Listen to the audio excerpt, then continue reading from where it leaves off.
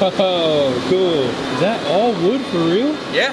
How did you get the, like, curve? So I used a little CNC, cut out a series of concentric circles, stacked them up and glued them, and then I worked with Owen.